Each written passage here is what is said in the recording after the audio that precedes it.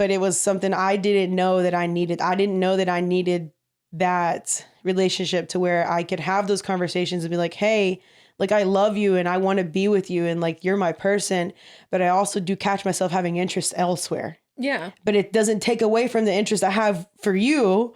It's just, I feel like I have certain people in my life for certain things. And that's why polyamory works for me, you know? So it's boring right now because I don't have like any cool stories, but it is new and it's different. And it's the healthiest relationship I've ever been in, like I said. And I'll keep saying it because this man completely understands me. Welcome back to Kickin with Katelyn. What's up, everyone? Welcome back to Kickin' It with Katelyn. Today, I have another guest, as usual. This is Chana. And Chana, you want to introduce yourself? What's up? My name is Chana. At Chanation is the nation. I'm like a content creator, photographer, videographer, influencer, your mom, all that. She's so awesome. We did shoot an episode on her channel a couple days ago. Yeah. Whenever she posts it, I'll be sure to link it so that everyone can watch that. That was back at Dawa Studios. Yeah. I want to get into like how we collided, you know? Okay, yeah. So I'll let you take it away. I mean, yeah, I was telling Everett, complaining about my life, per usual. I was like, man, I fucking hate video editing. I'm sick of this. I'm so backed up on my podcast. He's like, I know a chick. I know someone who'd be perfect for you. And I'm like, who? He's like, you ever heard of Kicking It with Katelyn? And I was like, no, but now I have to, you know, like I absolutely have to now. And he was just telling me that, you know, you do the podcast and then I paid attention to your podcast, followed you and started engaging and kind of just realized that we're the same. Like we are this fucking same. We really are. The more that I talk to you, the more I'm like, fuck yeah. No, for real. I'm like, okay, yeah, I could say this and she's not going to be like, what the fuck is she talking about? No, yeah. I mean, like, I feel like we're both very out there compared to a lot of other creators. I also feel as though, like, we're going to say what we want to say. Period. So that definitely separates us from typical female creators, I would say. Sure. Just because a lot of times I meet people and they're so quick to just tell me yes, yes, yes. And I'm like, no, like, you are your own individual person. Like, you can say no if you want to, or you can disagree with me. And I feel like if you were to disagree with me, you would totally say it and clock me on that shit. No, yeah, I'm definitely not a yes ma'am. Like, I have questions and they need answers. Yeah, and I think that's, like, part of the human experience. If we were just to say, like, yes, okay, that's great. That's so boring. It is boring. And you did that's just one way to really get used and walked all over. And I don't know. I've been one to, if I don't agree, I'm going to say something. As you like, should. Point blank, period. And if I do agree, I'm probably still going to say something. That's right, because your thoughts are worth being said. So, exactly. So you're not from ATX. No, I'm not. Let's start with that. So I want to know, like, why you moved here and how you like it so far. So I moved here because my hometown is like very, very, very conservative. Like church in every corner, one high school, one Walmart, that type of shit. Like maybe 15,000 people. So you could imagine that it was very much thinking inside the box. Everyone worked at the same 5 places. You know, like everyone's fucking each other. Like, like I'm sure there's still cousin fucking going on there. Like, the KKK is still very much a thing there. Like, it's what you would think of in a small town for Texas. Like, absolutely is. It's like the stereotype, but the worst one. It is very much the stereotype. And like, don't get me wrong. Like, there's some beautiful things about it. Like, the small town vibe is nice whenever you want to slow down. But that's just not what I wanted in my life. Like, I was like, there's so much more than just this shit. So I finally got out of it right before the pandemic. Like, right at the end of 2019 is when I moved here. Uh-huh. And I got to be here and work a little bit. And then a few months later, the pandemic happened. And that shit sucked. So I went home for a little bit because I was like, well, damn, I don't think I'm going to be able to make it. Like, I got laid off, you know? No. I got laid off as soon as it happened. And then they ended up asking me to come back to my job. So I ended up coming back to Austin. And after that, I ended up getting my shit together with my little stimmy. And I've been here since. And at this point, I'm like, I'm fucking sick of it. Really? I honestly am. And I hate that I say that because I was so excited to move here. Like, I was looking forward to it. I was like, it's the LA of Texas, you know, like it's so creative. Everyone's weird. Like there's all kinds of shit that I could be doing. Cause like I've always been a creative, like always through and through, creative at heart. And I was like, yeah, Austin is the place, especially if I want to stay in Texas. Cause at that time I was like, I do want to stay in Texas. I want to be far from my family, but I don't want to be too far, you know? And I thought that was perfect. And then now I'm here and I've been working with people more and more. And I'm just like, I don't think this shit is as cut out as people made it seem, you know? Yeah. It is starting to feel more and more like the shadiness of LA, you know, very much in Austin. And I hate that a lot. I do feel that part of that is because we have so many different people coming. Yeah. So it's not like the authentic, like, Austinite that you wanted to see. Exactly. I didn't get any of that shit. Yeah. And that's what all I heard about all the time. And I was like, yeah, it's going to be perfect. Girl, they're gone. They're gone. They were gone before I even fucking got here.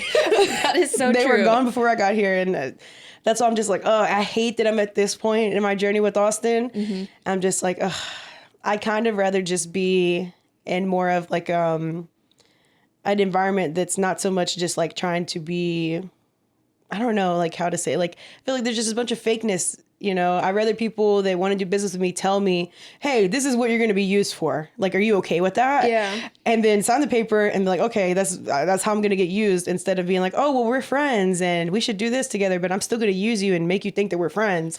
Like, that's the shit I'm over here. Because I feel like they want to be friendly. They want to be stuff like that. But to me, it's just fake.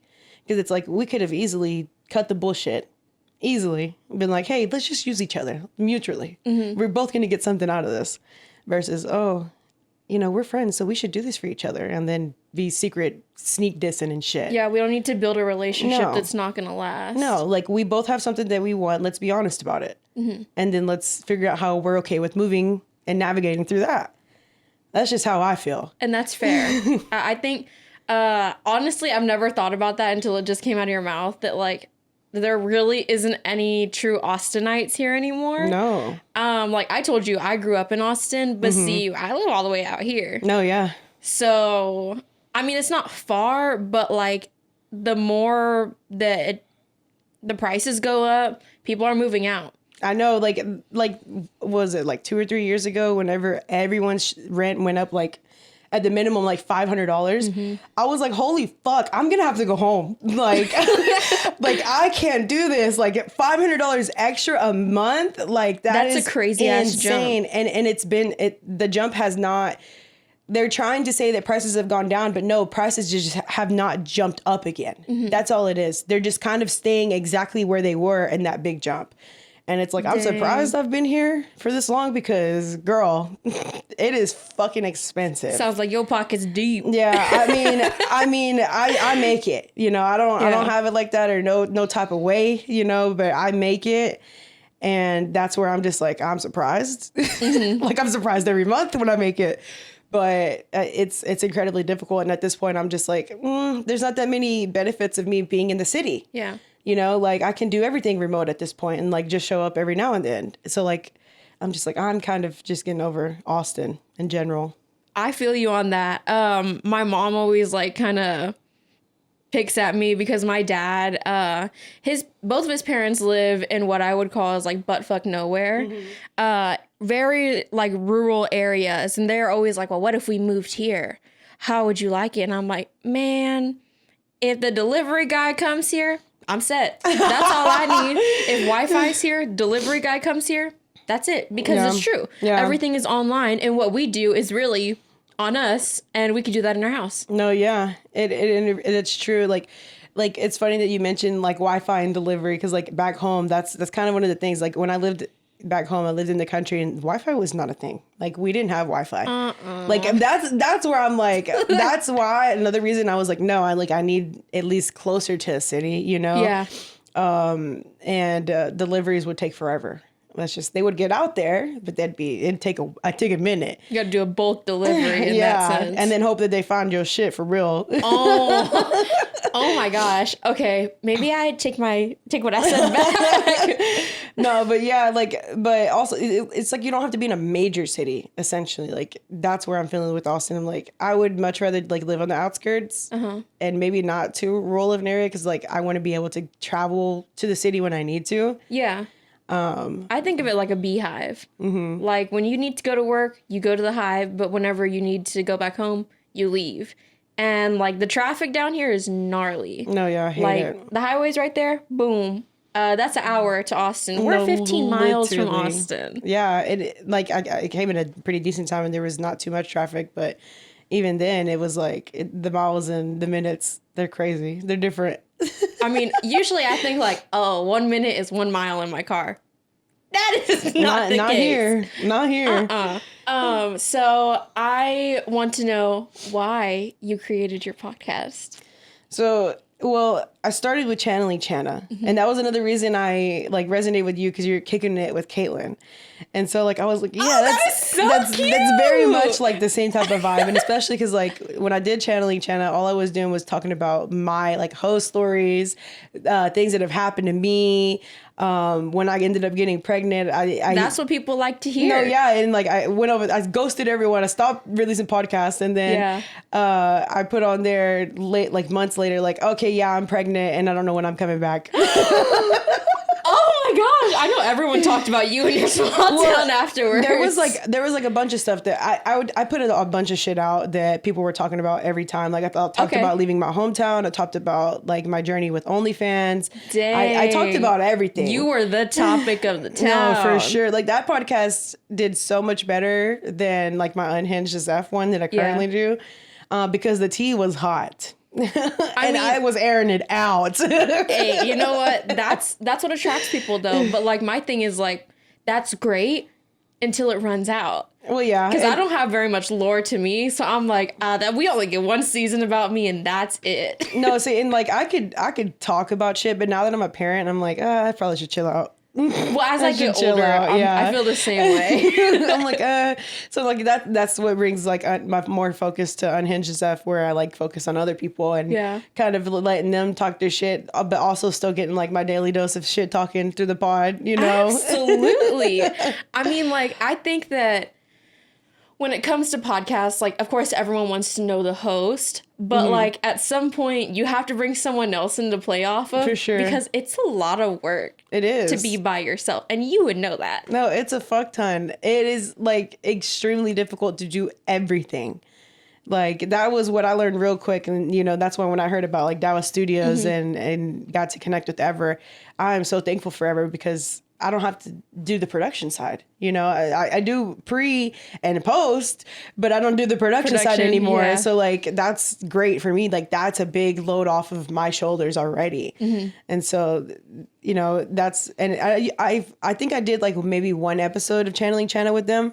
But after that, I was just like, I think I'm over this, you know, I'm done with channeling Chana. And even these days, I'm like, just delete the Instagram, you know, like I'm over it. But yeah, Unhinged is what I do currently. And it's just good as fuck. It's literally just like this, you know, but with like artists or small business owners, creatives, you know, people that have something to really talk about. Yeah. Cause I mean, like, there's so many of us in this one place. So it's like, why would someone not make a platform to talk to people about these specific things? Exactly. One of the things I was going to ask you about is how do you feel about being a woman and a podcaster in Austin? Is there anything that you feel is like different about, you know, just your gender alone playing a part in this social media Austin world? That's a good question because I don't know. I don't feel like I'm too intact with my femininity. And that was like one of my struggles whenever I started all this because I wanted to be,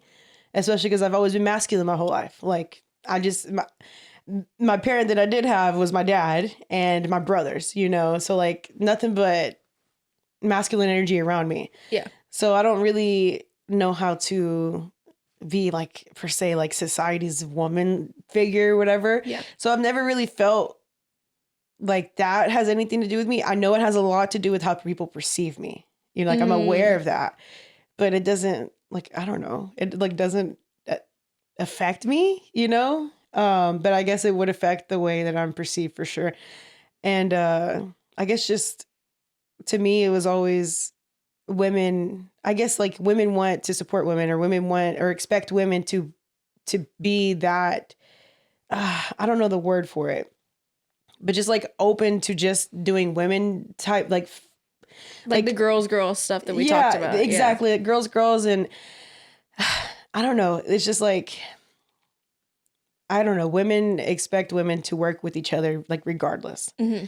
And I'm just not like that. Like, you need to tell me what it is that you want out of this. Yeah. And I feel like that's where men are a little different, in the sense that they will tell you exactly what it is from the beginning, and you can decide to take it or leave it.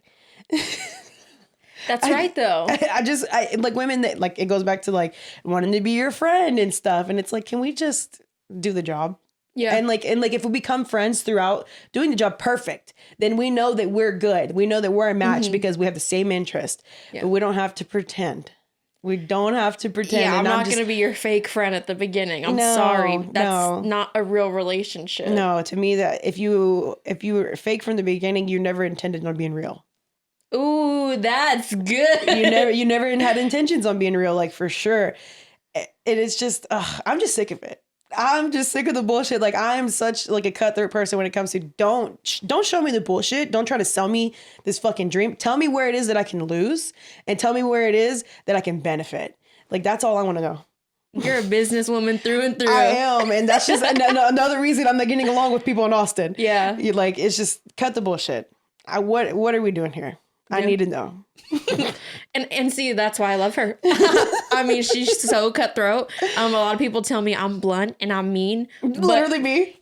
You're just being real. Yeah. You're just being real. And another thing that adds to like us being blunt and mean is that we're loud. Yeah. So that adds a whole other layer to it. So they're like, oh, she's an aggressor. Bitch, I might be. Bitch, at this point, I really might be. So one thing about doing podcasts with women, I feel like a lot of women are conscious about their image. I tell you, like, everyone, like, hey, we're going to be doing this, or shave your mustache. Like, no, yeah, you're very much like, bitch, you're in this camera, and they're going to see this and this and this. Exactly. So if you're conscious about it, take care of it. That's what I'm saying. And like, for some people, it's hard to be in front of the camera. Obviously for us, it's not. Yeah. But being a strong individual that you are, do you find that other like softer female creators are like envious of you because of that? 100%.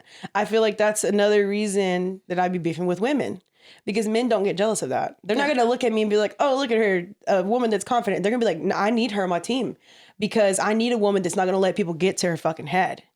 And I feel like with women, we do face a lot more insecurities, and it's not always our fault. A lot of it is societal insecurities that they want us to feel. But I feel like that's why it's so important to work with secure women and people and people in general that know exactly their spot, know what they bring to the table, just very, very much secure in who they are. Because when you're not secure and people around you are confident and very secure of what they have and who they are, it feels threatening, and then like when I was younger, I felt those like threatening things. Like, I had people that were very confident around me, or like what people like to describe as obnoxiously like about themselves. And it's really not that. It's like they care about themselves. They really respect themselves. They really admire them. Probably took hella work to get there. And so like that's admirable. But like whenever you're not secure, you feel really threatened. You feel like it is out to get you. And it's like, it's not that deep, bro. It is not that personal at all.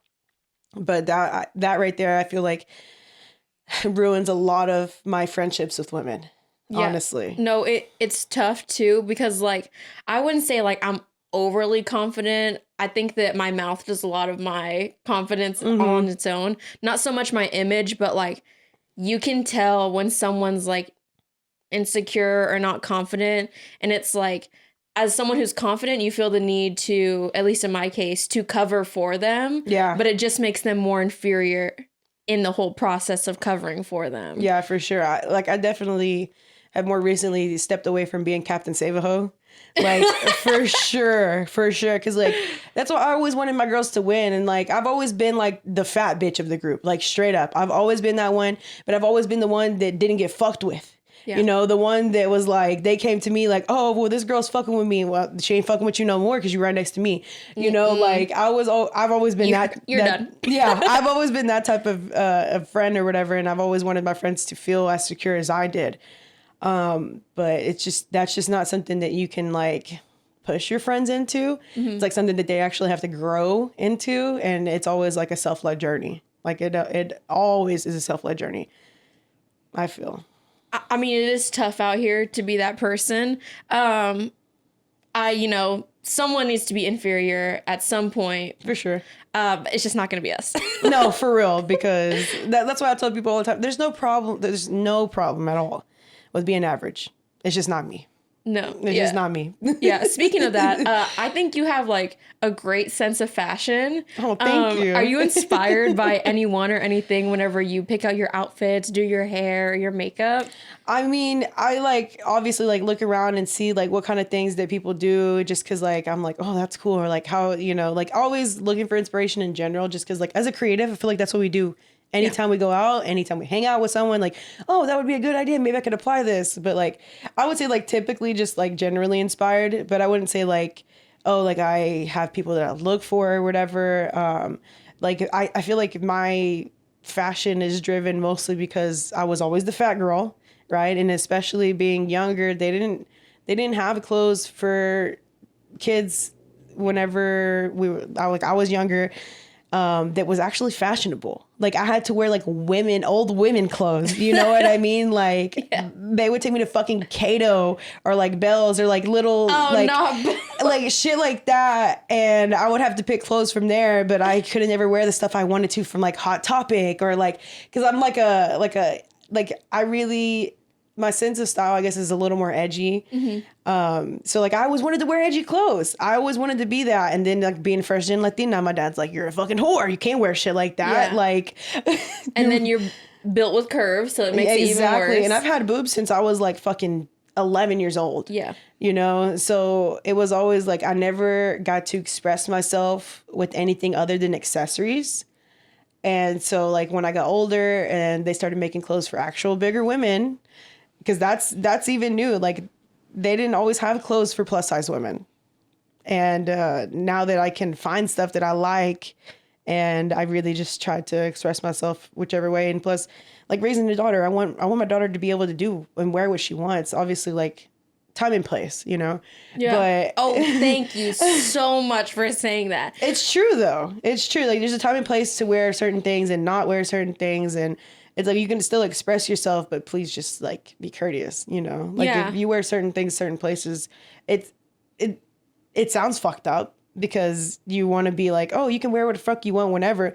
But I'm just sorry, I'm not gonna wear my slutty outfit to the library. Like that's just not what's gonna happen. Yeah, and I agree with that. I'm all about like body positivity. Let it hang loose whenever. But not wherever. I'm very much against the wherever thing. I'm not a fan of kids, but I also understand that they're children. And if I'm around them, I don't need to be close to popping a titty. No, yeah. The only people who need to be close to popping a titty is somebody who's going to breastfeed. And that's the only person. True. But like, my thing is that like, kids are our future, regardless of if you like them or not. Period. So just understand that you are going to inspire them in some way. It's true. And it really is. They're just like sponges. So if you're going to dress in your, what I like to call like nightlife outfit during the day, just be wary about where you're going. No, yeah. Because like you're saying, there's a time and a place for everything. And I'm sorry, but you don't need to be wearing your thong bikini to a water park. No, that is a family friendly place. Now that it's like summer and stuff, like I think about that type of stuff because I'm like, okay, what kind of bathing suit? We're going to this, like, because we do a bunch of family stuff in the water now. especially it's fucking hot as fuck. Yeah. So I think about stuff like that because like I wouldn't say like a thong bikini, but like Cheeky. I have cheeky ones or like stuff like that. I'm just like, this is just not the place to wear this type of thing. I'm not gonna wear this with my family. Now with my girls, it'd be That's different. On a It's boat different. somewhere, like on a that's boat different. or a birthday party or like stuff like that. Like people are drinking. If people are drinking, you can wear whatever the fuck you want. Yeah. But if they ain't drinking, no, yeah, it's different. It's big time different. So yeah, time and place very important. y'all heard that shit here. It's true though. It's like you're not putting people down by saying that shit. I'm sick of people being too sensitive. Me too. I'm fucking sick of it. I'm tired of playing the both sides of the fence. I'm not playing both sides of the fence. No. Y'all need to grow the fuck up. No, literally, because what's right is right and what's wrong is wrong. And you know it. No, for real. Because you're sitting there trying to justify it. And for what? Yes, and people are enabling each other too. Yep. And social media is a big thing. Mm-hmm. Like someone will be on there and they'll be like, oh, this is what I want to wear today because I'm a little shy and I'm trying to be out there. They're going to an adult event. Mm-hmm. They ain't going to Schlitterbahn. This is just time and a place. No, period. for real. Yeah, it's important as fuck. So I know I'm going back and forth. Back to your podcast. What does your creative process look like? I love to ask that. I mean, you can be honest. I'm pretty thorough these days. After learning, multiple sessions and multiple people.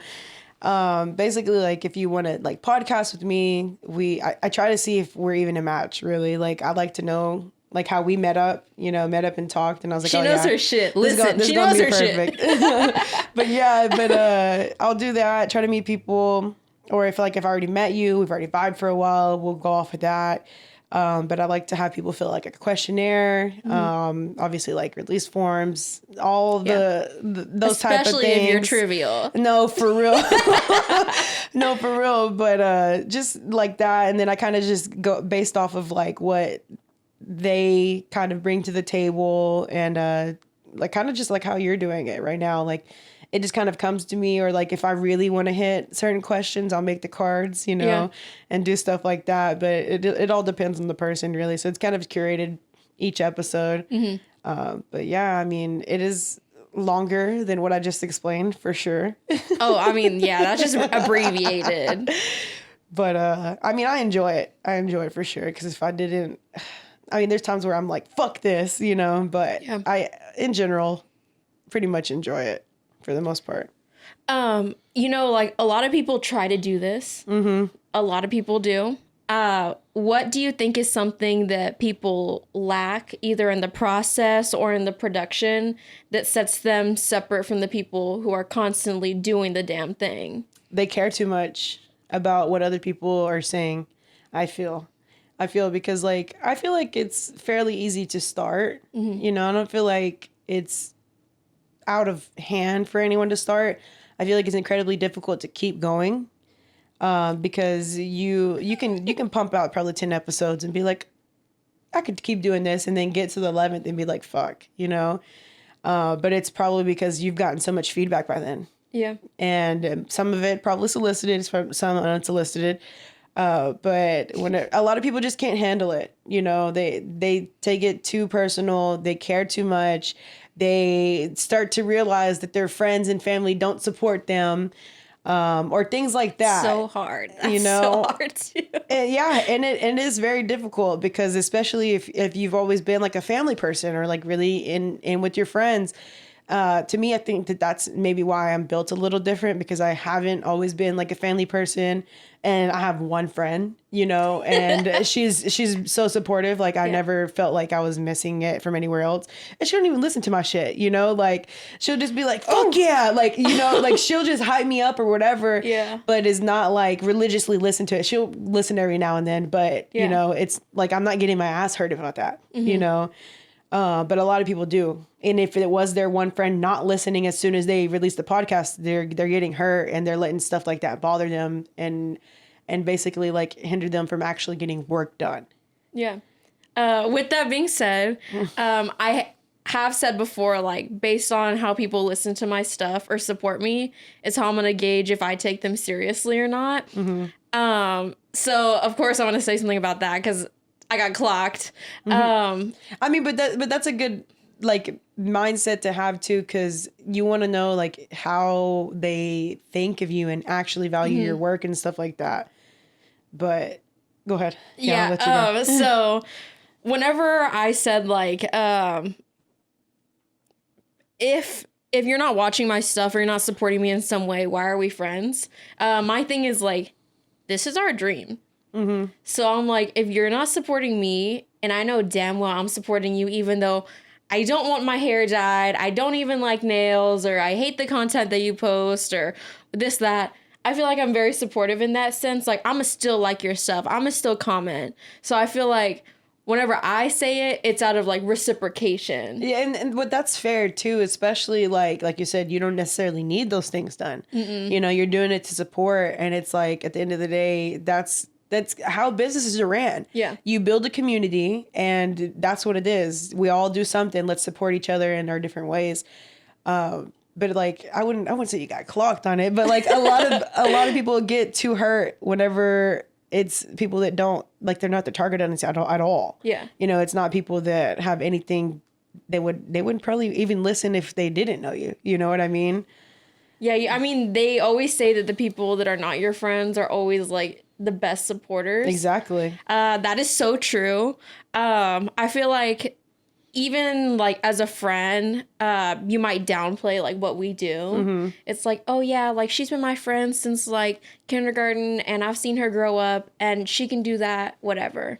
Someone from the outside is like, oh shit, this person has lights, camera, they thought of all this through, but it's like the other person's like, that's just my friend. And it's like, bruh, this is like my whole life right here. No, yeah, I'll even like kind of mention how my sister, like me and my nieces and my nephews, we kind of we'll talk, because my sister, she's a memer on Instagram, right? Yeah, I don't. And like.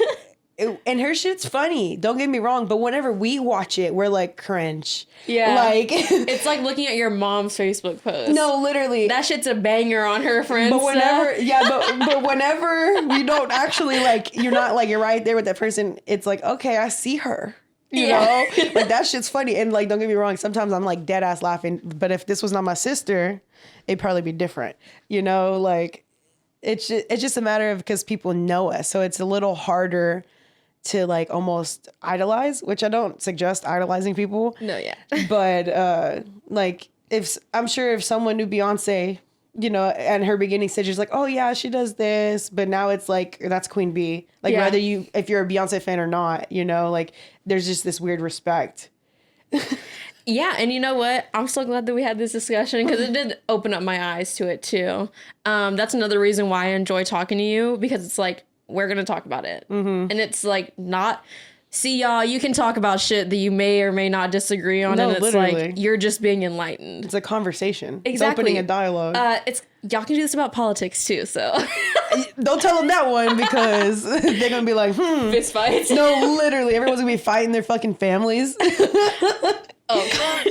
Not at Thanksgiving, please. It's funny how we always make that reference for like Thanksgiving, for families to be fighting. That's the only time that families come together. That's like true. My family, they'll miss Christmas. They ain't missing Thanksgiving. And to be honest, Thanksgiving is my least favorite holiday. I fucking hate it too. I don't even like the foods. So I don't like the foods. I don't like the holiday. I don't really care for Thanksgiving at all. Oh my gosh. I don't. I'm like, this is a fucked up holiday. Stop being so likable to me, okay?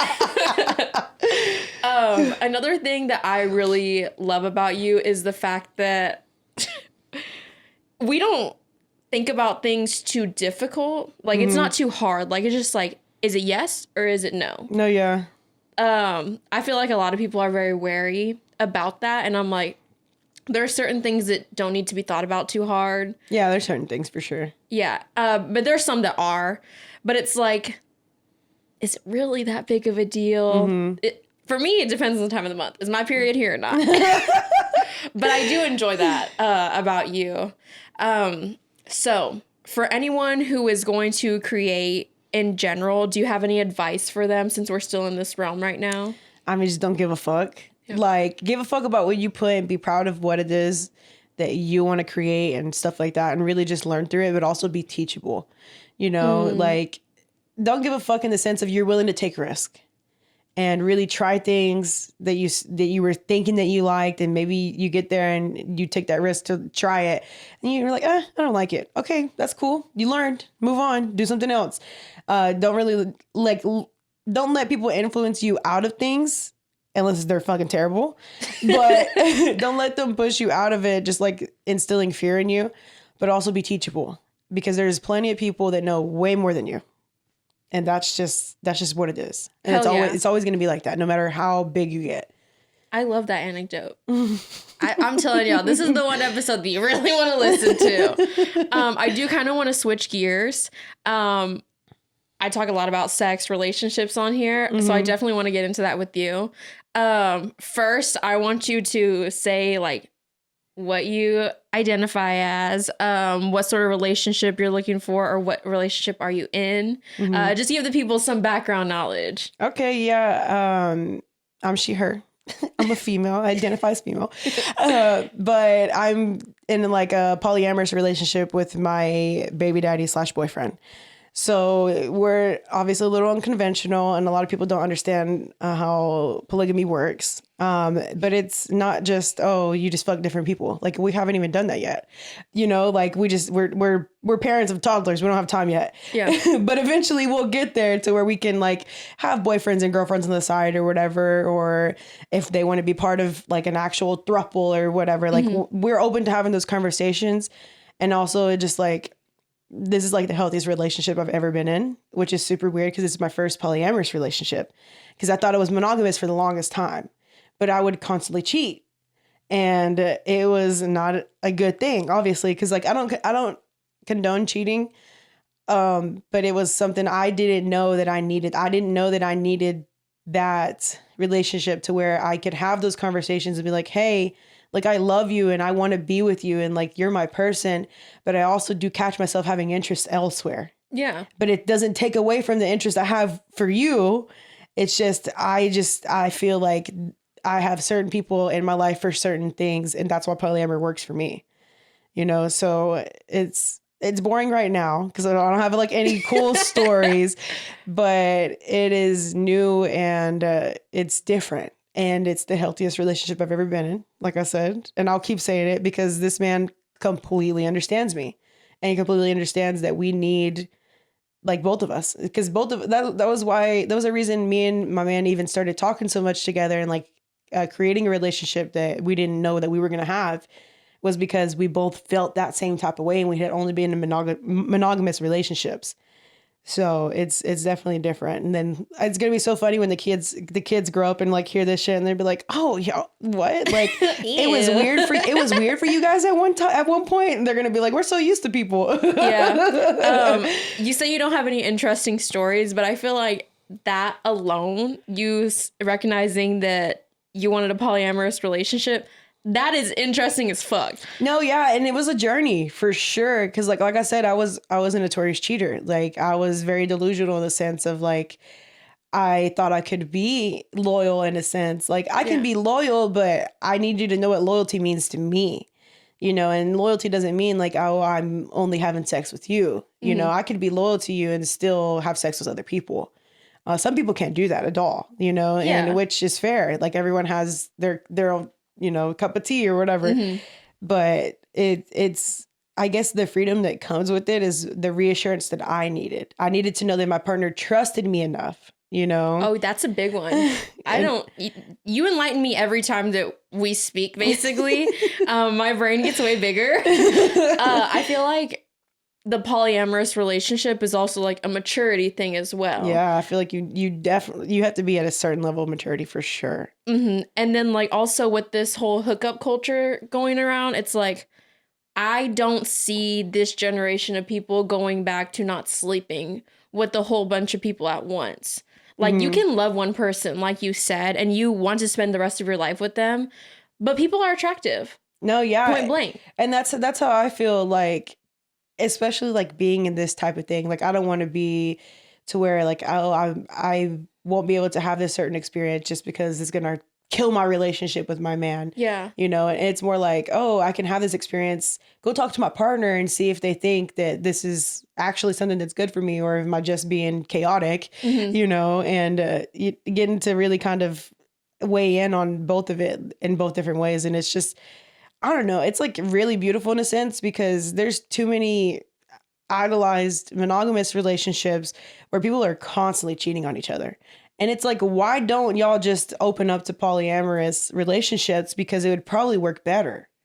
But too many people are like, I don't know, like afraid of being judged. Like, oh, you're in a throuple. Like, that's not how polyamory works. I think that that's really it. Just like, I think it was the Smiths that they came out and said like, oh, we're in polyamorous relationships, but it was really just like Jada trying to go out, which is fine. Will is still part of that polyamorous relationship, but it's like, what do your parents think? What does your family think? Like, what do your friends have to say? But why does that matter? No, yeah, because at the end of the day, who's getting fucked? Like, it's not your family. Like, it's you. Like, it's literally your life. And if you're choosing to have fun sex or lame sex that you're sick of. Yeah, and a lot of people like that I know who are in monogamous relationships, they're always looking for threesomes. Yeah. So I'm like, why don't y'all just say you're polyamorous? Like, to me... Or stop using that one person for that one off. Like, they have feelings too. Yeah, you make them feel like shit. No, literally, because they're not cool enough to be a part of your relationship. Like, you won't even take them on dates and treat them with respect. Like, you know, I don't know. It's just, that's why I say, I like to add ethical. You know, ethical at the beginning. Because people, like, they think polyamory is just like, you just cheat, and it's like, oh, your partner knows. No, like, these are open conversations that are had, and it's mature. It's mature. Hell yeah, it is. You had mentioned that like y'all haven't gone like buck wild or anything like that yet, at least. Yeah. Do you think that if you were in this monogamous relationship, you would feel like the need to go buck wild? Absolutely. Okay.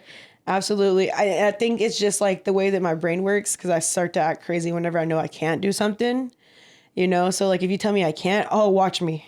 I'm finna go do it. Ooh. But see, a lot of people are like that though. Yeah. And that's what I'm saying. Like, I'm in this polyamorous relationship, but I don't have a boyfriend or a girlfriend on the side, you know? And it's not like, that doesn't mean I'm not practicing polygamy. It just means I just don't have the time or really feel the need to right now. Yeah. You just value relationships, and it's not something that you have time for. Exactly. And like, if I want to pour into someone, I need to respect them enough to have time for that. And it's just like, I just don't have the time right now. Eventually we will, you know, when the kids get older and shit. Yeah. Like, I love this. You know, like I've told you, I don't think I'm mature enough to have a relationship like this right now. But realistically, I think it fits more of this new version of society than this monogamous relationship. Because like, people are going out, they're getting drunk, partying, whatever. If I see someone cute and I want to give him a kiss, like, no, yeah, I'm still gonna go back to my house with the person that I love. It's like one kiss, like, I found them attractive, you found that other girl attractive, but like, if you're in that monogamous relationship, that's cheating. Yeah, like even just looking at someone is cheating in a monogamous relationship. Yeah. And I will say this too, before capitalism, everyone was fucking everyone. You know what I mean? Like, there was none of this monogamous bullshit. Monogamy helps capitalism, because it makes us think that we only need two people in a relationship, and it thrives off of that. But before all of this shit, everyone was having these open relationships. Not to sound like a fucking communist right now, but like in communes, it's super common, you know? I mean, like, that's whenever you watch old movies too, they're all sleeping with each other. No, literally. And it's just that's what it was. And it's kind of funny to see that it's kind of pivoting, you know, like, and I feel like in Austin, a lot more people are polyamorous. Not all of them are ethical, you know? So like, do your due diligence if you're going to get into like a couples relationship. Yeah. Make sure they're ethical and they're going to respect you, because it is taking a big, like, making a reappearance, I guess. So it's interesting, And but I like it. I like the idea of it. But it is a practice. It is a big practice, and it takes a lot of communication. That's something that a lot of people lack, though. No, yeah. So it's like, you have to grow up in order to have this kind of relationship. Like, you have to be realistic. like I said, a lot of people lack communication. And that's really frustrating because it's like, you have your phone, you have your mouth, everyone works on a computer. You see the red bubble right there. Like, just communicate. Even if it's like, hey, I can't respond right now. That's respect. Yeah. That drives me nuts all on its own. This lack of communication. No, yeah, a lot of people are like that. And I'll say also, I guess devil's advocate, like for the lack of communication with people, is a lot of people are just not mentally there. Yeah. Like at all. Like mental illness, big time avoiders of communication, you know? Because I don't know, even like me, when I get depressed and stuff, I'm just like, I want to say something, but I'm scared I'm going to say a fucked up thing, you know? Dang. See, whenever I'm like that, I'm like, but then I don't want to have the conversation. But then I know when I sound like an asshole saying I don't want to have the conversation, so I just don't reply. Yeah. And also, there's also like that, I guess that mindset of we didn't have phones in our pockets like we used to 10, 15 years ago. And there was no issues when we didn't respond or return someone's phone call back in the day. You know, like you got home and eventually maybe a day or two later you could give that call back. But now people kind of have almost like an entitlement over our time. Ooh, you know, that's a good point. Because they expect us to respond. And if it's a timely manner, completely understand. You need a response immediately. Yeah, we're talking business. There's things to be dealt with at hand. But if it's like, I don't know, like if a friend hits me up out of the blue and I'm getting slammed and I'm busy, I may not respond until like I actually have time to have that conversation with them or something. Yeah. And I didn't realize that until like more recently too. It was like a few months ago and I had seen this thread about, you know, exactly that, what I described. We didn't get our ass hurt whenever we didn't get a call back, you know, calling someone's house and they return the call a day later, you know. But it's like no one really deserves that much of like a hook over you, like be like, oh, you need to respond to me right now, unless, like I said, it's business or there's something absolutely necessary. Wow, that's a good ass point. That's something I've been sitting with lately because I'm like, it's a good point. I need to respect myself. That is true, especially because you're living life online basically, and it's like. That's still your work computer, so it's like... And also, it's like, when I'm posting online doesn't mean I'm actually online.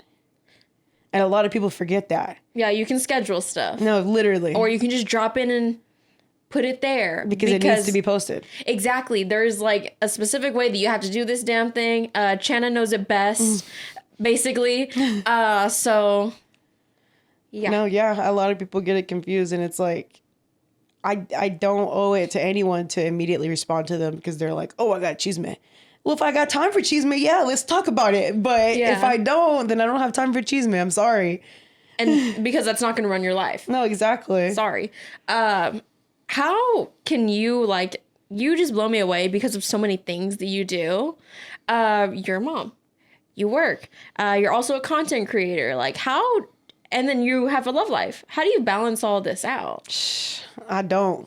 You know, I'm still trying to figure it out. Like, and like to be fully transparent, even yesterday I got into it with my man because I have not been doing or separating my time equally, you know, and he's starting to feel it. He's starting to be like, I miss you. Like, I see you all the time, but I miss you, you know, like, and it's just things like that. And like, we'll go through this every now and then. And it usually happens whenever I pick up a new project.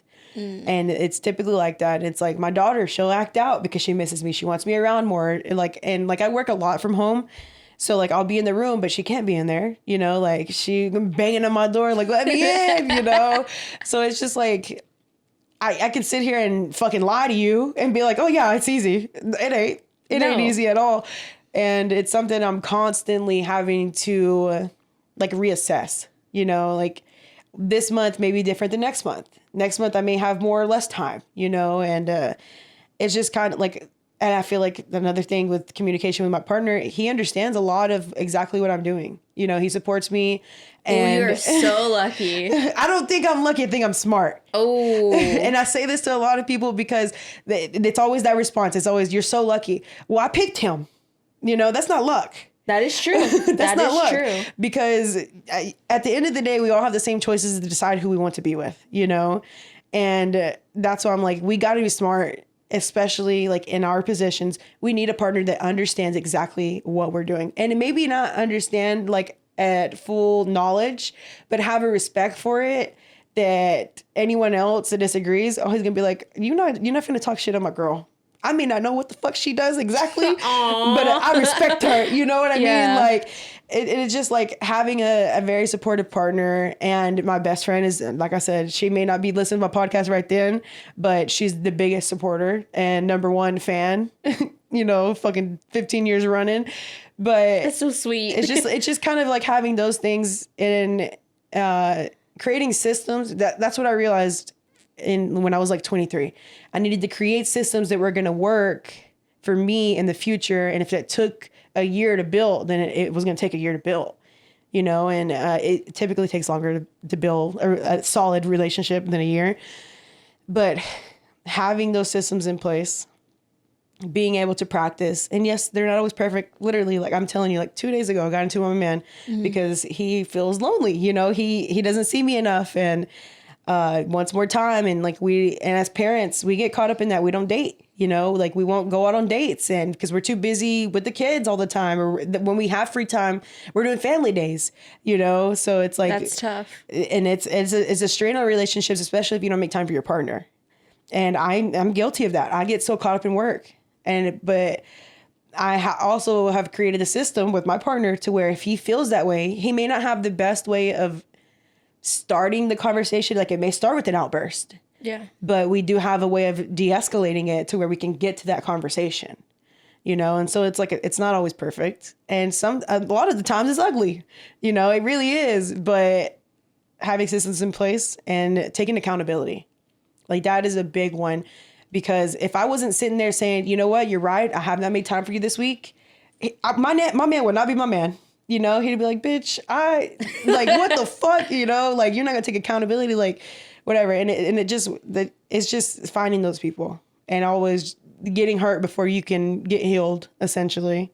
Yeah, I feel like you recognize who's on your side and who isn't on your side very quickly. I do. But my thing is I will give the benefit of the doubt and then get burned again. And then I'm like, all right, fuck you forever, you know? And I think that's fair, though. I mean, like, you tried again. Mm-hmm. We've talked about relationships that you've had recently that just...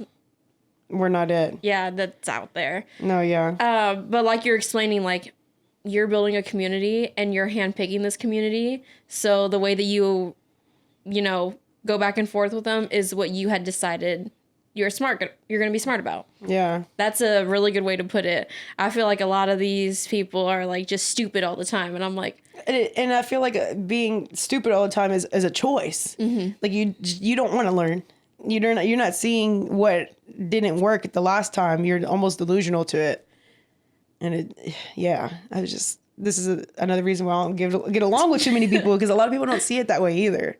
And I mean, like, that's stupid in itself, because it's like a lot of people are blaming it on time. Like, they don't have time to slow down and think about like themselves. And I'm like, then you're miserable. No, yeah. Like, you're miserable. That's still a choice that you made. Like, if you're going to slave away at this 9 to 5, who's going to replace you? Immediately. Like if you died, someone else would have your job the next day. Exactly. And that's how you blame, like, oh, like I don't have good relationships, or I don't have time to think about myself. Like, that's on you. You're the only person to blame for that. Yeah, you're not making time. Mm-hmm. Whenever I became a mom, I really went through this whole, like, I refused to be just a mom. I refused. And I was lucky that I had a partner, you know, that understood that. I didn't have to convince him of that. He already understood that women deserve to have a life outside of being a mom. So I would say I was lucky because I didn't have to train him. You know what I mean? But he understood that. He respected it. So like once a week, I would just be with just myself. Especially being in postpartum, I was incredibly scared of becoming very depressed because I already deal with depression in my normal life. Mm-hmm. And then postpartum depression is no joke, which I've seen that and I don't want no part in that. And you can't, it's almost inevitable. You know what I mean? Like you're depleted of everything. You're depleted of everything when you're in postpartum. So like it does happen. And I was just terrified of like becoming this monster, you know? So like I I made it to where at least once a week I could go do something. At least if I was sitting at the park by my motherfucking self, that's what I was doing. You know, like I was doing something to just be able to have time. Like even if I didn't have nothing planned, okay, well, this is my time. What am I going to do with it? And like practices like those. And it would only be like 3 or 4 hours, you know, like once a week, but it's needed. And a lot of moms, and this is where it's very toxic in the mindset, and especially society had a big play on this. A lot of moms think that as soon as they do something like that, they're a terrible mother. And I know moms that were shaming me for it. They're like, oh, how could you leave your baby for, you know, once a week or whatever, and you just had them? I'm like, I'm doing it for us. Not because I actually want to, because yeah, I feel guilty in those 4 hours.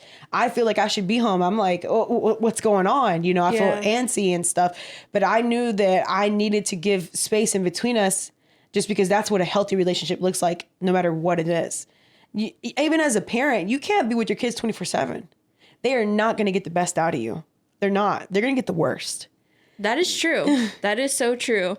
Like Ariana Grande said in that song Space, like everyone needs space from each other so you can love them harder. Exactly. So, that is true. I mean, like if you're seeing your spouse every single day, you're going to see the worst of them because that's part of your routine. Exactly. You're not going to fall in love with them over and over again because you've been overexposed to them, basically. Yep. I'm so glad that you took that time. Just because I feel like motherhood is so nitpicky. Yeah. And I think it's because you're forced to do certain things you don't want to do. And in order to validate those bad things, you shame on other people doing things you want to do. No, exactly. And that's where, like I said, moms are shaming me for it. I'm just like, girl, I promise you, if you took some time away from them fucking kids, you wouldn't be jealous. You'd be right here with me. Oh, yeah. You'd be right here with me. We'd be shooting the shit, drinking something, you know, having a good time. But it's just, I blame society a lot for that, because they make it seem like if you're not with your kids 24/7, you're a terrible mother. Like, how dare you? But it's like, it's not like that. Moms need time for themselves. I don't care if you're even some people would consider part-time. Like if you only have your kids part-time, you still need time away from them kids. And most women feel rejuvenated whenever they get them back, you know? And it's just, we weren't meant to be like that. Like, hell, go back to the old days. They had communities where they would take care of the baby whenever the baby was born and take care of the mom. Like, there was two separate things. You know, the whole community came together and really focused on the mother's well-being. We don't do that shit no more. Yeah, it's super individualistic. Yeah. And so that's why I was just like, I can't be just another fucking, what is it called? Something with the S. Solo parent. No, like another number or whatever. Statistic. Goddamn. Hey, at least one of us got it. No, for real. like the last time I was like, what the fuck? It just like wouldn't come out. Yeah. But yeah, I just want to be another statistic. And I wanted to give my daughter the best version, and especially the mother that I never had. That part. That's why I did it. Everything I do as a mom is because I am so worried about breaking this generational curse. Like, for real. And you know what? I feel like a lot of people, unfortunately, are also in the same situation. They're trying so hard to be like this perfect mom, how society sees them. But it's like, why does that matter to you? Mm-hmm. Like, as long as your kids love you at the end of the day, like, what does it matter? As long as they're healthy and they love you, don't matter how you do it. Mm-hmm. I agree. And parenthood in general is not one size fit all. Because you never know what special needs your children might have. You never know what may happen as soon as you start to have children. You may have your life together, and then all of a sudden the economy collapses. You know what I mean? Yeah. Like, there's just, everything's not in our control. And like, that's the thing about being a parent too, is like so much hidden anxieties and that you don't know. Like, when you become a parent, you all of a sudden are terrified of dying. You know, really? Like, terrified. Because at first I was like, man, fuck it, I don't care. Like, you know, I'll fucking kill myself right now. Like, but like, when I became a parent, I'm like, damn, what if I really did die? Like, my daughter would just be here. You know, like, what the fuck would happen? Oh yeah, because they are dependent on you right now. Exactly. And it's like, you all of a sudden become really scared of dying. And you start thinking about, damn, if I did this, would I come back? You know, like, you get less reckless. And at least that's what happened with me. That was like my maternal instinct. And I hear it happens to a lot of people. But it, like I said, it's not one size fits all. Some people don't get that. Some people don't get that until they have the near death experience. You know? I mean, after all this like parent talk, it's important to remember that everyone is living life for the first time, no matter what age you are. So everyone's going to make mistakes. You're going to probably do things that you wish you hadn't done. Get over it. It's just like live and learn. Like that's literally why we're here, is to live and learn. Yeah. I wanted to go into the creator and the motherhood aspect.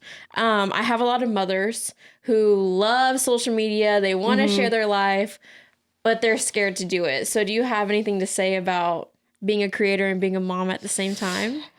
See, me, I'm in the same boat. Because whenever I was pregnant, I was always posting about my pregnancy. Like I loved looking pregnant. I hated being pregnant, but I loved the look on me. You know, I hated it because I was sick all the time. But moms, is like I said, you get all these new anxieties. You know, like, and it's hard to not be a helicopter mom. It's incredibly hard. And I posted my daughter early on within maybe like. Within the first year, I would post her.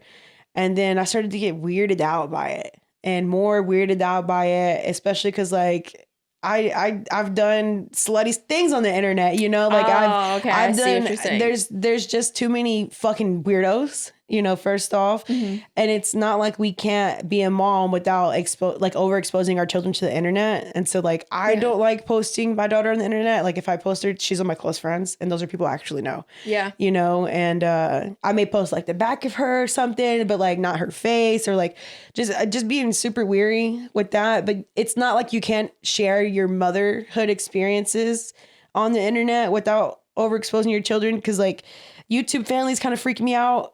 You know, like I don't, it's just weird to me and that's just my preference. I'm not trying to shit on them because I don't think it makes them like less of a parent. No, it's your opinion. Yeah. It's just my opinion. Now if I was like super secure, I knew I had top security, like, because think about it, even Kim K was weird about like putting her kids on the internet and stuff like that. And a lot of famous people don't share when they have kids and they don't really want them exposed to stuff like that. And it's because it gets fucking weird. Yeah. And you just don't want to do that, especially these days and age. AI, big major threat right there. No, that's terrible. And another thing is that like, even though you're the one posting them, you're starting their digital footprint already. Exactly. And it's just like, it was, like I said, I didn't realize it till like maybe a year after, you know, like once she turned a year and I was just like, I'm not really down with sharing this like intimate part of my life. Yeah. Especially because it is something I will kill for. You know what I mean? Like, don't make me get there because I will go fucking murder you. That's right. But like I said, there's creative ways to share the motherhood experience or just kind of creating a community in general. And like, I don't post my daughter all the time, but everyone knows I'm a mom. You know what I mean? That is true. That is true. You know, like, and it's just kind of part of my brand at this point because it's like one of the other things that I do. You know. And I would just say, like, obviously, especially single mothers, I beg of you, please be very cautious because they target single mothers. A lot of fucking weirdos do. But, you know, don't feel like you can't be creative or can't start these communities or you can't network with people that aren't parents and just be smart because there are other people involved. It's not just us. That is true. Man, that's a really good point. I know a lot of mothers that I know really like to do like vlogs. You don't have to show your kid in the vlog. Like, you're still an individual yourself. Exactly. And so, like, me, like, getting into, like, film, essentially, like, I've been practicing mostly, like, with my little vlogging camera. But I won't post them. I'll do it at home. Or, like, I'll do, when we do, like, family outings or something, I'll be, like, recording the day or whatever. And I'll just keep it for, like, essentially, like, a home video. So those are so fun to look at. Exactly. And, like, we can look at them later. And the kids are going to be like, oh, my God. Like, what the fuck? And so it's, like... That's why I'm like, intimate things I like to keep closer to me. But you don't have to show your kids, you know, if you want to post it or something. And maybe you just keep the part where you did have your kid, you know, on your hard drive or something. And like, that's fine. I mean, just because you had a kid, that doesn't mean you change. No, yeah. I mean, you do change, but it's like not in a bad way like everyone tries to make you feel. Yeah. It's not like a whole like, oh, this is your life now strictly. You still have your own personal individual life. Exactly. And I know a lot of moms who think the same way I do. They're like, that's why I don't post my kids at all. You know, they don't like it, but they're like, but I'm a mom 24/7, you know? But it's almost like there's this weird stigma that if you don't post your kids, you're not a good parent, which is fucking weird because the worst parents are the ones always posting them. And it's so fucking weird to me because I feel like personally the best parents I know don't ever post their children. Yeah, they're overcompensating for something that they're lacking for. Exactly. Said it out loud. No, it's true. They do that. Parents that know that they're not there all the time are constantly posting their children on social media. Oh, yeah. No, I've seen too many horror stories about that. So even though I don't have a kid, I heard about that shit. I heard that before. And it is what it is. It's the truth is the truth. Like that's for sure. You had mentioned that you have done other things than just your podcast. Starts with an O and an F. OnlyFans. Yeah, so like tell me about that. Let us deep dive into that world. So, I started OnlyFans because I was like, man, I'm fucking sick of this shit. Like, I know these motherfuckers want to see this ass. Like, I know it's a fact. And like, I never did like per se like porn or anything. Like, it was always just like photos that I was just I did most of my stuff like in my room anyways. Yeah. But it was just like me kind of taking back, like that's how I kind of wanted to jump into my femininity. I wanted to take my power back. Yeah. You know, I wanted to beat the allegations essentially. And that really is a power grab too, because it's like, what'd you do? Oh, I got people to pay me for what I already look like. No, yeah, and like it was good. Like the money was good at the time that I did it, but it was just super draining just because like there's too many things that your fans expect of you at that point because like they're used to really committed people, and OnlyFans is a little more like OnlyFans is not just naked girls. Like a lot of people forget that. It's literally whatever you want it to be. Like it just has a bad rep for sex workers. Yeah. But like me, I would just post like sexy photos and not even like nude all the time. And people post sexy photos on the internet all the time. You're free. just getting paid for free. Exactly. And I ended up getting like a sugar daddy out of it, like a fuck ton of gifts. Like for my birthdays on the years that I did that, I was getting a hell of money. Like people were just more inclined to give me money. Yeah. Like, and it was cool, but it was just at the same time super draining. Yeah. Because like there was just like more expectations, I guess. And then that's just kind of why I stopped. It was just like a lot of work. Do you feel that whenever you did OnlyFans, like you weren't as aroused as to when you weren't doing OnlyFans whenever it came to like in the bedroom or like sending nudes or anything like that? Did that alter your mind in that sense? Yeah. Now that you say, like mention it, yeah, that I didn't really like, I started being more rude to people because I felt a more inclined to protect myself because now that I did OnlyFans, all of a sudden people thought that I just didn't respect myself. Like, I hate that. That's so fucking stupid. Like they all of a sudden were like, "Oh yeah," I'm like, "You're not gonna fucking talk to me like that, bitch." Like, did you forget that who the fuck I am? I like, don't play. Just because I fucking make money on the internet for sexy photos does not mean you're gonna fucking treat me some type of way. Yeah. And then I feel like that's where like OnlyFans women get a bad rap because of that. But at the end of the day, the OnlyFans women that I know that still do stuff, you're not sleeping with them. They're not like sluts, you know? They're not like, oh, over here hoeing around. They have some of the biggest like self-respects that I've ever seen in like a person. Yeah. They're also never rude. No. Or disgusting to other people. Exactly. They're the people that you'll sweet. meet in person and they're like, oh, like, I like that brownie. I know you're looking at it. I'll like buy it for you. Like in that sense, like they're always so giving, always so kind. There was one time where I posted like on my Instagram story when OnlyFans first came out and people were bashing it. And I was like, sex work is still work. It literally is. I lost a lot of like followers from that. I don't give a fuck. America is literally ran by businessmen and sex workers. Like, that's what it is. Where the fuck do you think that their dumb money is going? It's going to these girls. They are getting fucking paid because they are servicing, like, the top 1%, you know? And they are. That is so true. I think that back to what you were saying, like, they don't sleep with everyone. Whenever people think of, like, sex workers, you automatically think of, like, the most memorable people, like whenever I think of sex worker, I think of like Hawk on TikTok. She does a lot of collabs for her OnlyFans, like with other people who do OnlyFans. But that's not the only way to go about it. So I guess that's kind of like more stigma towards sex work. And it's like, sex work can just be taking nudes of yourself in the underwear you wore to work. No, literally, it could.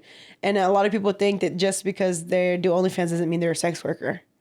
And it's kind of ugly, too, because, bitch, you're a sex worker. Yeah. I mean, like, sex isn't a bad word. No, it's Everybody not. has sex. How are you here? No, literally. That's okay. See, like a lot of my family kind of gets grossed out because like I talk about relationships, I talk about sex, I talk about the human experience, and it's like everybody has sex. They do. We are just normalizing it because why was it taboo to begin with? No, yeah. And with it being taboo and we're not supposed to be talking about it and shit like that, we're ill-informed and we don't... Like, we almost bash, like, gossip. But, like, gossip back in the day was exactly how you knew who was doing what. And how you kept yourself safe. And stuff like that. And I just feel like that's kind of, like, hand in hand with sex. Because when we're usually gossiping about people, like, that was fucking around. Or, like, that's things right. like that, you know? And I don't understand. Because... what is it? Like a major reason people don't know that they have like an STD or STI is because they're ill-informed. They were never taught what to look for. They were never taught that, oh, these are the things that you should be worried about. Or if they did, it was played off as like as a joke or something that they couldn't talk about. Like they couldn't reach for resources without being judged. Yeah, and I absolutely hate that. Whenever I was in school, all they ever told us like wear condom so you don't get pregnant. Hell, they told us not to have sex. That's, you know, even worse. But it's like, that's all you have to say about sex. No, like there's so many things that we should be talking about. Exactly. Like, what about getting the clam chowder, chlamydia? Like, what about getting the STD? A lot of people have them. We've talked about this before, too. What'd you say? Like, 1 in 3 people have STD? I mean, at one point, I caught chlamydia. Yeah. And it's literally nothing that like 2 weeks away from sex and a fucking pill can't help, you know? Hey, you know, if you haven't had chlamydia at least once, are you even having sex? Or like HPV. HPV is so common. It's like one of the most common ones. Yeah. And there's so many people that have it and you would never know that they have it. Yeah. If you don't know what the fuck. And it's like, it's not always contagious, I guess. And what is it? Like men don't even test positive. It's always just women. And so we're tainted for it. But it's men that are passing it. Yeah. So there's just so many things that go into this, and that's why I was like, I want to talk about things that people really should fucking know. You know? And just like how you talk about it. Like, yeah, it may be awkward for other people. Okay, well, you're really just uncomfortable with yourself because this should be common knowledge. Exactly. And it's not like I'm saying anything that you haven't thought about before. No, literally. We're not saying anything that you've never thought about. Not at all. So are you still doing OnlyFans? I mean, I hopped back in it a little this year, but then I got bored of it again. But I mean, not too much. Mostly like I would love to help other people like do their stuff, but then I just got burned doing that shit with someone. But it's like, it's so much fun being like the photographer and like getting the photos. And like, I love making women just feel super sexy and super beautiful. Yeah. And kind of just like really taking their power back. And so like, that's kind of like more my role in like the sex worker world. Mostly like boudoir, you know. And those are the best, honestly. They're fun. I love it. Yeah. I love it when they're like, oh, I want to do this and I want to do that. I'm like, fuck yeah, like let's get it, you know. Yeah, I love agree. it. I love it, especially because like people are feeling secure in their bodies exactly how they are, and like that's my whole thing. Is that like it's sex work is not like one standard, you know. Like there's sex workers that look all kinds of ways, and so like that's kind of cool about it too, because like if you could dream about it, it's there. You know, it's there. Dang.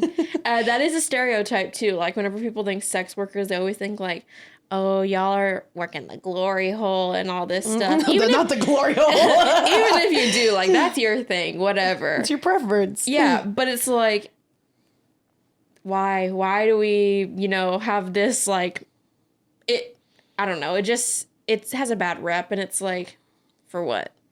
No, yeah, people are just judgmental as fuck, and they kink shame a lot, and it's like if you don't ever really get exposed to it, I could understand how people are uncomfortable. But it's just like, if you're uncomfortable, just don't fucking talk about it. How about that? Yeah. Like, you're already being weird about it. Just don't talk about it. Just don't bash it. No, yeah. That's the shit that I hate the most. Like, if I say something and they're like, well, you shouldn't be talking about that. Well, actually, you have a dick, so I think we should be talking about dicks. So, like, why do you not know that? No, literally. I'm just tired of it. No, I feel you. We're just normalizing things that should already have been normalized. Yeah, like, it shouldn't be this hard to normalize things that are actually normal. Yeah, because everybody has a body. We need to talk about literally. bodies. Same goes for, like, body positivity. Your body does so much for you. It really does. And you want to hide it? It really does. I hear a lot more people talk about body neutrality. Am I saying that right? I don't even know what that is. Just kind of being like, not like super positive with your body, but not being negative, and kind of just being okay. like, your body's your body, you know, Yeah. and just kind of accepting it, which I can get behind that a little more, you know, than like per se body positivity, because the body positivity movement has kind of like morphed as the more time has passed. It's growing into be something that it wasn't supposed to be. Exactly. And so like body neutrality, I don't even know if I'm saying that right. That makes sense to me. Neutrality? Yeah, that's all I'd say. Body neutrality. But it's just kind of just accepting your body for what it is, and understanding that your body's your body, and like you said, it does so much for you. It wakes you up every day. It gets you from A to B, you know, and we just need to treat it right. I feel like that's where a lot of our issues, especially as Americans, because we are malnutrition. I can't even fucking speak today, bro. We don't got no kind of nutrients. Our government's poisoning us. We're not eating good things. We're not protecting ourselves with, you know, even fucking sex ed. You know what I mean? It's just terrible. The drugs are not even as pure as they used to be. Dude, I saw that they're putting a whole bunch of pesticides in carts recently. See, that's why I don't fuck with carts at all, because I've always heard that. They're so dangerous. I've always heard that as a rumor, and I was like, okay, I'm staying the fuck away from vapes, and I've stayed away from vapes. So like, I only smoke flower. I don't smoke nicotine. I don't smoke like dab pens. I don't do any of that. That gives you that popcorn lung too. Don't even. Oh, it's gross. Sorry. I just got like a whole vision. Triggered. No, but like the whole pesticides and vapes, that's why I've always stayed away, because I tell people all the time, I'm like, I've only heard about pesticides being in these fuckers, and I believe them because I don't know, I can't see it. If I can't see it, oh yeah. Yeah, it's just like that resin. No, yeah, because what you're telling me, you know what the fuck's in that? I don't believe you, dog. No, because last time I checked, like, even if I squish my weed, that does not come out of that. So No, yeah, it's that's why I stay away from just them. be careful, guys. Be careful. Yeah. Well, I don't know if you've heard this, but like not that long ago, there was like a bunch of fentanyl overdoses here in Austin. We had a bad batch. Yeah, there was a bad batch going around, and it was like pretty terrible. And that's why I'm like, man, this is why first of all, I only smoke flower these days. Like I don't do drugs like I used to when I was younger. Yeah. And I say used to, but I didn't do that many crazy drugs. But that was always the thing for me. Like that was the reason I didn't want to do drugs, was because I hear about overdoses, and both of my parents are addicts. So I kind of just like stayed away from them. Yeah. But pesticides and fucking vapes, that's what's going to get everyone right there. I think it's terrible too because of where we live. Like, we had a bad batch. Mm-hmm. If you're like a musician, any kind of artist, creator, You're not testing your shit all the time. no, and you're always going to be doing something because that's part of living that life. It's part of interacting with the community and the industry. Whether it's drinking or drugs. And now they put the drugs in the drinks now too. No, literally. Dude, I saw an LSD infused like drink, and I also saw a cannabis drink. Hey, they make them look like really cool too. So it's like, why would people not drink that? Yeah. Hey, we're in this realm. We see it a lot. Mm-hmm. That's part of the social aspect of it. But that doesn't mean you get to be ignorant and do it. So yeah, and that's why I really like people that are like, yeah, I'm gonna do drugs, but I'm gonna test my shit before. Mm-hmm. You know, I'm like, okay, at least you a little smart one. You know, I have never heard about testing it before. Really, I even have kits at home, like just in case I know my friends are gonna be like acting crazy or something. Because like I said, I don't do this shit no more. But if I know that like my friend's gonna go fucking buck wild, I'll be like, here's here's a testing kit that I've, because they give them away downtown from time to time. There's like a machine. I'm gonna have to look into that. I've never even heard of that. I'm pretty before. sure there's one on like East 6th. There was, but I cannot remember the name right now. But they would have like this vending machine, or like I think it was a vending machine with like packets of like testing strips, so you could test your shit to see if it was laced. That is so cool. That's smart too, because it's like, it's not allowed here, so that just makes people want to do it more. Mm-hmm. And we also need to be smart about this too. So it's like, that's a resource that people need to know about. Exactly, and like and things that need to be taught. And people are going to be doing drugs whether we like it or not. Yeah. You know, it's just like, can we just do it to where they don't fucking die? You know, like. Hey, there's a lot of shit that's come out in history, and I always think there's no way this dude wasn't on LSD thinking about this stuff. Mm-hmm. And they used to have like LSD infused wine, and everyone was drinking that. Mm-hmm. So drugs have been around. This ain't nothing new. No, not at all. Hell, I've been getting into like more wine documentaries lately, because one of the people I work with is a wine seller. Yeah. So I've been into more of like the production of wine. And I'm a documentary girl. I don't really like watch movies, but I love documentaries. Oh, I love to learn. hot take. I love to learn. So like I learned that, you know, before there was like clean water, there was wine, you know? Oh, okay. And so everyone was drinking wine as they would water these days, because the water was so disgusting back then that everyone was just drinking the fuck out of wine. That makes sense, though. It does. No wonder why they used to live such a good life back in the day. They were doing all kinds of shit. They were doing all kinds of drugs. They were having orgies. They were eating fruits, you know. They're like, doing that shit y'all say is bad. No, literally. And y'all are like, oh, the old days were so good. That's because the old days are not anything like you've made the new days. So, no, yeah. How about that? It's so different. But yeah, they were doing them. They were doing drugs. They were getting drunk. They were having orgies. Life. That's the life we should be living. But safely, right? Safely. I mean, fucking, we got all these damn diseases now. So it's like, you got to be smart or you're going to fucking die. That's facts, period. No, yeah. Big facts. Period. So I think that's actually going to do it for today's episode. Chana, first, I would like you to give us some final statements. I know you have a big brain and you have a lot of good knowledge in there. So anything that you're willing to share with my audience, please do, advice-wise first.